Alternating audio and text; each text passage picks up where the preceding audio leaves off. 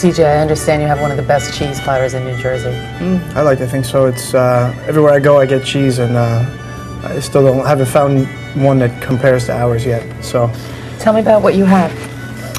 Well, we start here in the center. We have a chevreau, which is a goat cheese, and we're moving on. We have a creme moulin, which is a triple creme, which is 3 times the fat of butter, which I love it. It's so good. But it's got to be if it's 3 times the fat of butter. Yeah. And then moving on there, again, we have taleggio, which is one of those real stinky, strong cheeses that I love personally. Italian cheese. It's from Italy. It's great. It's got another one with an acid rind on there, acid wash. In the center there, we have a chaume, which is a little bit more firm. It's a semi-soft, and it's very, very good. But again, there's another acid wash with the orange rind. And following up, we have one of my favorites. Is a Montbriac, which is a type of a blue cheese. Soft, excellent. I love it. It's tangy and it's got a lot going on. It's really, really good. And then to finish everything off, we have a hard cheese there, which is a 15-month aged Gouda, which is perfect with the wine that Didier has selected for us. So nice. Now, you have grapes, and you have, these are Asian pears? And what type of bread do you serve it with? This is a pecan raisin bread. Sometimes we have walnut. We also have the regular baguette too. It's just good to have a little bit of fruit and dry fruit and nuts with your cheese. It's wonderful. When is this generally served? It's not dessert per se. No, usually after your entree and right before your dessert.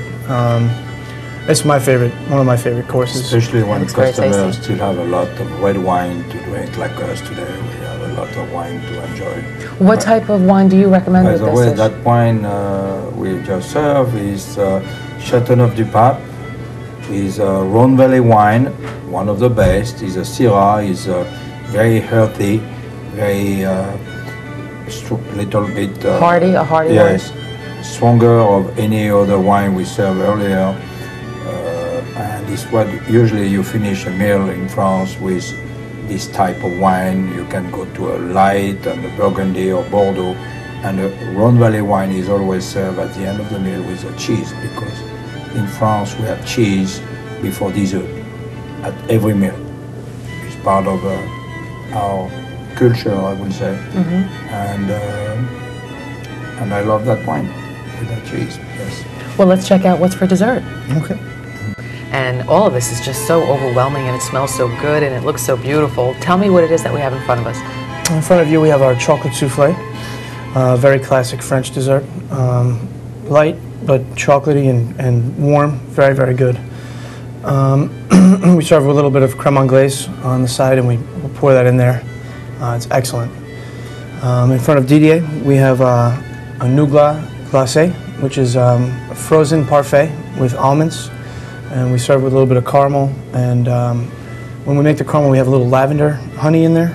It's excellent, very, very typical of the south of France, where Didier's wife is from.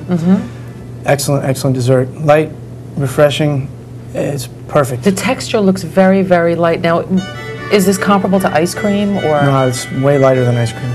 It means it's almost like eating air. Once you start eating it, you don't want to stop. And what do you have in front of you? We have our red wine, poached pear. We have some caramel, a prune Armagnac ice cream, which we make here, some macerated prunes in Armagnac, and this is actually stuffed with mascarpone cheese.